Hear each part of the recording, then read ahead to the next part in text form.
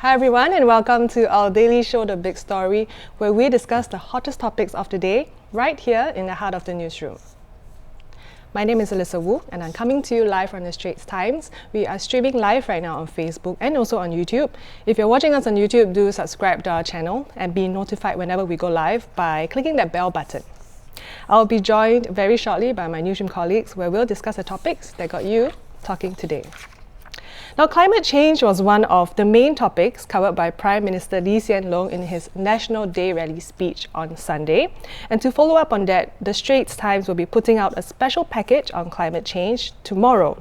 How climate change affects Singapore and what Singaporeans think about it. To share more about what to expect from this upcoming package, I have Audrey and Vanessa here with me. Hi both. Hi. Hello. So can you tell us briefly what this package will cover? It consists of a poll, two main stories, and a commentary. So maybe a bit more about the poll. Maybe you can tell us about it without giving the figures away. Okay, so basically we want to find out what are the attitudes of Singaporeans towards climate change after Prime Minister's speech. And we asked them questions such as, well, first of all, did you watch the NDR speech? And are you familiar with the speech, the part of the speech where the PM talks about climate change? What are your, is climate change a concern for you? And so what's the main takeaway from the speech that you have? And one of them, or rather the majority of respondents actually said that their main takeaway was that Singapore is vulnerable to sea level rises. So they are aware of, at least of climate change, right, and how it impacts Singapore. Yes. So roughly who did you poll? We polled, we tried to get a diverse demographic, so across race, gender, and age group as well. Yeah. Okay. Audrey, I understand there's about two main stories in the package. Can you share what the stories are? So one of our main stories would be about the poll that Vanessa was talking about, and the other one would be on how experts were reacting to PM Lee's focus on engineering feats as a way for Singapore to tackle with sea level rise. As Vanessa mentioned earlier, a lot of the respondents found sea level rise, like they took, one of the main messages they took away from PM's message was that sea level rise is an issue that threatens Singapore, and rightly so, because according to an international panel of scientists, sea level rise is expected to go up by 1 meter in 2100, which is not that far away. So in his speech, PM Lee highlighted how Singapore was planning to deal with this over the long term. So he cited a figure, $100 billion investment over 100 years. And among the strategies that he laid out include things like carrying out empoldering. So that's a kind of land reclamation technique along East Coast, which is one of the parts of Singapore most vulnerable to sea level rise. And another thing would be reclaiming a series of offshore islands on East Coast. He also talked about how PUB was looking into building a second pump house opposite Marina Barrage, and the pump house houses pumps, which pumps water from the reservoir out into the sea. So when this happens, it kind of frees up room within the reservoir to contain rain when it falls into the city. So basically the empoldering and the reclamation of offshore islands in East Coast are considered kind of major engineering feats. So we spoke to some experts and got their input on what they thought of that. So the main takeaway from that was that they said yes, so Singapore is very, very vulnerable to sea level rise. So we have to look at a whole series of options available to us. Engineering feats like what PM Lee shared during his rally speech, these are options that are very viable for Singapore, but there are also alternatives to consider as well. Things like using mangroves and natural ecosystems as a buffer. But as PM Lee highlighted, these are not engineering plans that he shared. These are just ideas that the government is exploring. So I guess we just have to wait and see. So aside from rising sea levels that we need to be careful about, there's also the issue of rising temperatures. So how does Singapore plan to combat the rising temperatures and keep the city cool? Yeah, so while sea level rise is a long-term threat, rising temperatures is something that all of us are already feeling. So there is this project that's ongoing now by a couple of universities here. It's called the Cooling Singapore Project, and in it they are researching various ways of how to cool Singapore without necessarily turning on the air conditioner, which actually contributes to the global emissions. So some strategies include things like looking at urban greenery. Urban greenery would be things like your green walls and green roofs, and that could help lower temperatures. things like installing water features within like a development, or things like using light-colored building structures and all that as a way to reflect heat. So these are just alternatives, or these are just ways that Singapore is looking into to beat the heat. Now, why do you think Singaporeans should care about climate change and the special that's coming out tomorrow?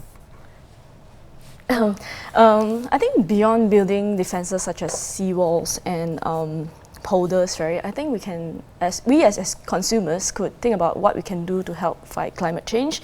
What I gotten from my interviews with the men in the street is that the uncles and aunties will say, "I'm just an uncle. I'm just a housewife. What can I do?" You see, let the government do the job lah. Let the government do this, and then the government will be like, "We can't do everything. The businesses have to try to cut down pollution," and then the businesses will say, "We can't do away with plastics." The uncle and aunties will complain. So actually, it comes out of it.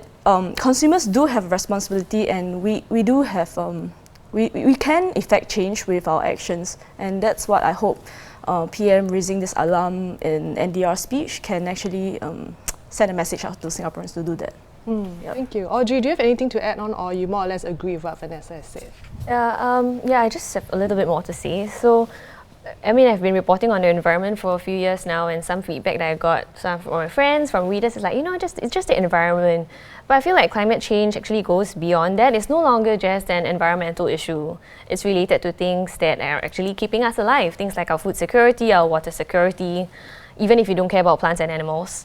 So, I mean, to me, I just feel that, dealing with climate change is just a way to keep all of us alive, us and our future generations alive.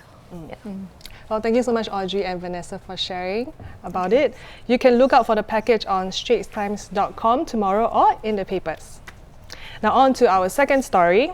More children in Singapore are being diagnosed with autism spectrum disorder, or ASD, each year, with demand for places in schools for them going up as well.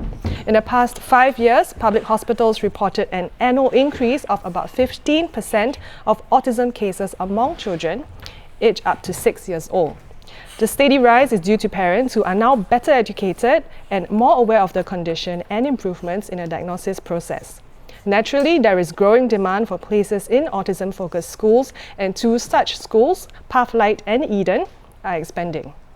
So to tell us more, we have Goh Yan Han here with us. Hi. Hello. So how did this story come about? So in July, I went for a Pathlight event where they were opening an inclusive worksite. And at the same time, they also announced that in 2023, they would be opening a second permanent campus in Tampines. And they said the reason for that was the increased demand for places that they were seeing. So at that point, it was a very small point in my story. So I wanted to know why was there the increased demand. And that's why I went to dig around, and that's how this story appeared. Just like a curious journalist.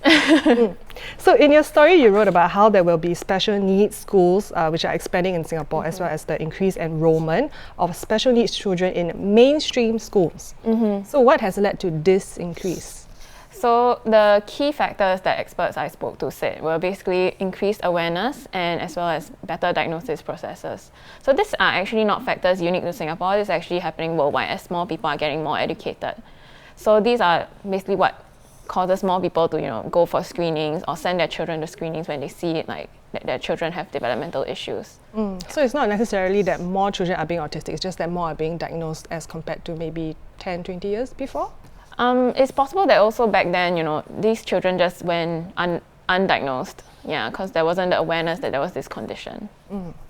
So I think it's great that society is becoming more aware and trying to be more inclusive of people with autism and special needs. But do you think more can be done, especially in the school setting and then maybe society?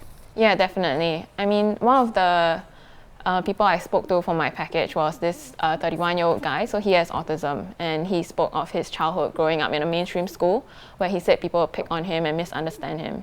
So definitely for people with special needs, there's still this stigma around them. And then the parent that I spoke to also said that, these people don't want to be excluded, but then sometimes due to their social skills, they end up being excluded.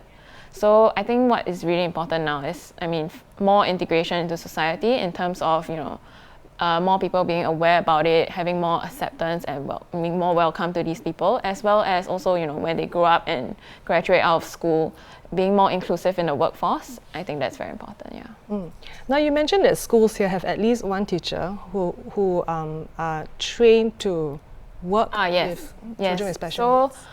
In a lot of, I think in most, if not all of MOE schools, there's this one teacher or personnel, you call it, is an allied educator for learning and behavioral support. So they and their care management team will actually, look after these children. But I think more can still be done for more educators to be able to recognize and be equipped with the skills to treat this kind of children in schools, in both, special schools and mainstream schools. And I think this is also something that the Lian Foundation report in May this year also mentioned, yeah. Maybe now it's a good time to maybe briefly describe to our viewers the different autism spectrum. Yeah, so in the latest DSM-5, which is this handbook or manual that healthcare professionals use to diagnose these children, they actually said that, autism is not just one disorder, it's a whole spectrum. So they have very varying needs. So you have those more on the less severe side, so they're more of high functioning. So previously we would call this Asperger's syndrome, but under DSM-5 actually they're just all on the spectrum. But we still use the Asperger's syndrome label quite often. Yeah, so you have more high functioning autism kids, and then you have the more severe needs. So most of the common challenges that kids with autism face are things like social communication problems, or they like to stick to routines and then they feel distressed when their routines are disrupted, or sometimes they also have fine motor skills. So depending on where you fall on the spectrum, these might be more severe, and then this might lead you to have troubles maybe with daily life, or if you're more high functioning, you might be able to enroll in a mainstream school. So you also wrote another story where you explore how tech is actually helping children with autism. Can you elaborate a bit more on that one? So I think what some parents mentioned was that e-learning has been a huge help for their kids, so they are able to do e-learning and use those online platforms. And for the kids themselves, like, now you have YouTube, you have internet, Facebook, whatever.